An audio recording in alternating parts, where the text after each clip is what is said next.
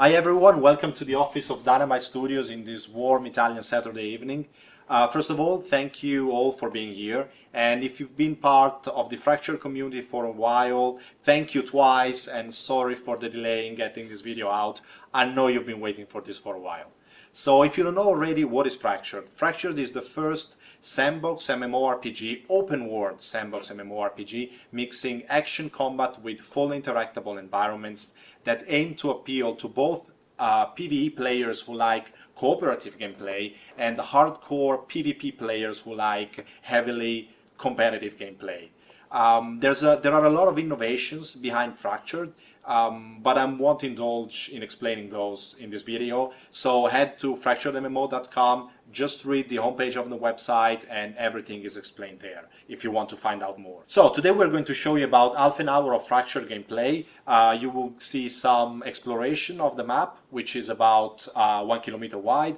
You're going to see some PvE action, the art direction of the game, and in general how the game plays out. Of course, Fractured is in a very rough state right now. This is a pre-alpha build and is actually the product of the work of a 7-people team for about 7 months. Now, I know you might be wondering, how is it possible that a 7-people team can make an MMO with such ambitions? Well, the answer is called Spatial OS and is the world building platform that we are using to make the back end of the game together with Unity, which is used as the front end. We're looking forward to expanding this team, and we're going to do this after our Kickstarter campaign, which is going to start on the 1st of June. So if you haven't signed up already, head to fracturedmmo.com and create a free user account. You will have the chance to read our newsletters, find out more about the game in our new feature spotlights and other blog updates. You can follow us on social media, and most important of all, you will know exactly when our Kickstarter campaign begins. So, I guess we can head to the game. Well, here we are in this small player village in the mountains. I will be recording this video with Uriel, co-founder of Dynamite Studios and lead designer of Fracture, the mind behind the game. So let's get out of town right away and see what the wilderness has to offer. We have scattered the map with several hundreds AIs, some neutral animals, some hostile animals, some monsters. Let's see what we meet first. And it's a bear. Now this one is definitely aggressive and quite tough. We would be approaching this fight in a very classic way. Warrior at the front, mage in the back. And it went down. This was quite easy. Now let's continue our adventure. We'll be skipping this video ahead a few times to stick to the most relevant parts of the footage. And first of all, let me tell you something about the character customization and building in Fractured. As you might know, Fractured is a strictly classless game. This means that you can set the strengths and weaknesses of your character when you create it, and after that you can learn and use literally any ability in the game with any character. Of course, you cannot use them all at the same time, you have to choose. And when do you do that? It's quite simple. Anytime you are in front of a fire, be it in your own place or in a public tavern or even in a temporary encampment in the wilderness, you can start a resting phase where you choose a set of abilities. How many you can choose depends on your intelligence, and usually it's more than 8, but only 8 fit the hotbar at the bottom, which is also shared with items. So how did I build my character? I've made quite of a resilient one when I created it. I've picked a lot of strength, I've picked a lot of constitution, and during the last resting phase, I've selected 5 abilities that give me a lot of crowd control and mobility, some self buffs to my attack speed, and I've also brought one item with myself, a potion that I can use out of combat. I've just used it actually, that helps me recovering health and endurance very quickly. My colleague Uriel instead has made a character with a lot of intelligence and perception and a set of ice-based abilities, a lot of crowd control again, a lot of AoE, very good for both PvE and PvP, I think. It's mostly group character. I don't think it would fare very well alone, but it's a nice one nonetheless. Our two characters are working fairly well together, I would say. We don't have any problems getting rid of these creatures, but we've lost a lot of endurance in the last fight, and I've just recovered it by swapping out some life. Oh, there's a deer there. And he's gone. Yeah, which brings me to another point. In Fracture, creatures age, and when they're younger and or adult, they yield the best loot in terms of like pelts and other resources, but they're also more difficult to fight and more difficult to catch in this case. So maybe later on in the video we will find one which is older and slower. Now, I guess you've seen enough of this part of the world. Here we are, still looking for a bridge to cross this damn river. And actually, let's talk about this river. Now, this river is procedurally generated, just like the rest of the map you're seeing, 1 square kilometer. And we've spent several months devising tools and a pipeline to build large portions of the world without any human intervention, or as little as possible human intervention. So this happens by connecting different biomes with different characteristics, and right now we are in a grassland biome, which is quite flat with vegetation like birches and oaks. But let's see what happens when we cross this bridge. And here we are in the mountain forest biome. Now I know it might look quite similar to you, that's because we don't have so many art assets yet, but if you watch carefully you should notice that vegetation here is made exclusively or almost exclusively of pines, which are a mountain tree, and later on in the video you will notice how the shape of the world is different, right? There are way more rocks, way more mountain formations, you go uphill and downhill way more often, and this has all been decided by our game designer when setting up the basic data for this biome, and the connection between the two was absolutely seamless without any loading time, and actually there is never any loading time in Fracture. Alright, let's switch to the bow now and play as an archer for a little while. In Fractured you can configure 2 different sets of weapons anytime you're out of combat, and you can switch between one and the other by pressing the tab button. You don't have to wait for a resting phase to do that, you can do that at any time. And here I'm shooting my colleague, which is definitely not a great idea. Also, it's not a great idea to play as an archer together with such a fragile mage, but let's do it anyway for fun. As you can see, 2 abilities in my hotbar are now disabled. One requires a pointy or a slashing weapon to be used, and the other one, Shield Bash, requires a shield, of course. A result of procedural generation is also that there are different spawners and different wildlife in different biomes.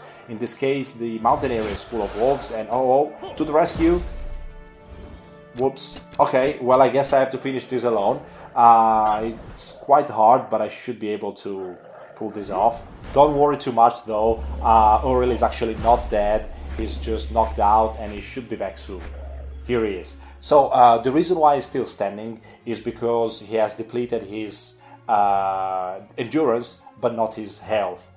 So the way this works is that most of the damage you receive in Fractured only removes your endurance, which is the big green bar at the top of your character, and only a few special conditions actually remove your health, or if you keep getting attacked while you're knocked out with 0 endurance.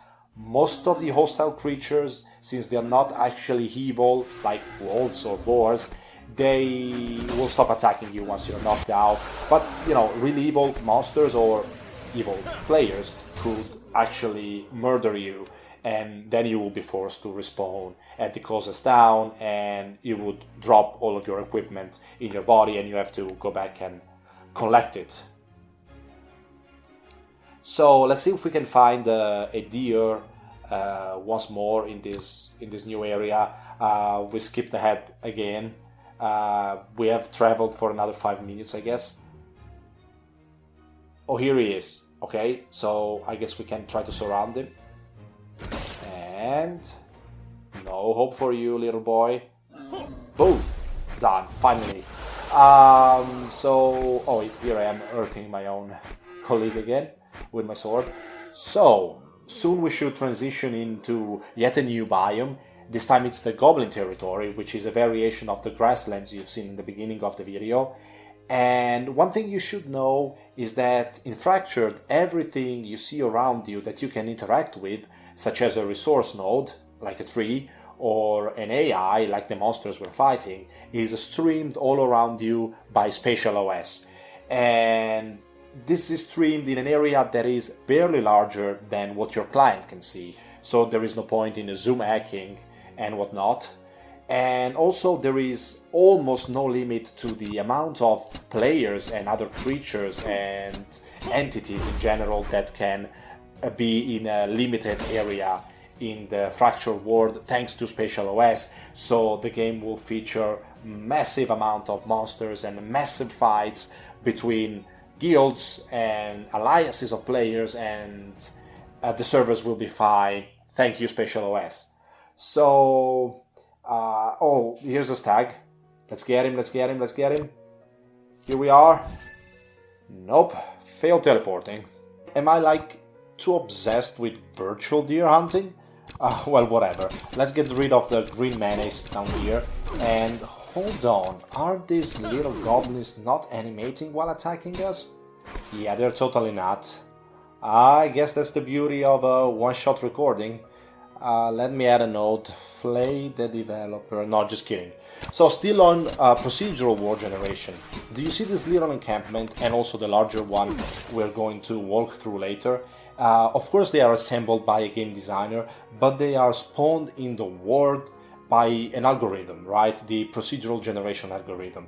So when they are placed in the world, the terrain around them is also reshaped to host them. For example, large encampments are often located on top of a hill. And I know maybe I'm overly enthusiastic about this world building thing, but it's really cool because it allows us to build a truly massive world without requiring a truly massive team of game designers, which is probably not financially sustainable, right? So I guess it's about time I allow you to watch this gameplay without having to hear my endless commentary, which I hope you enjoyed anyway. Right after we are done cleaning this area, I'm going to show you a little bit of what was going on in the Spatial OS servers while we were playing. And now, music, maestro.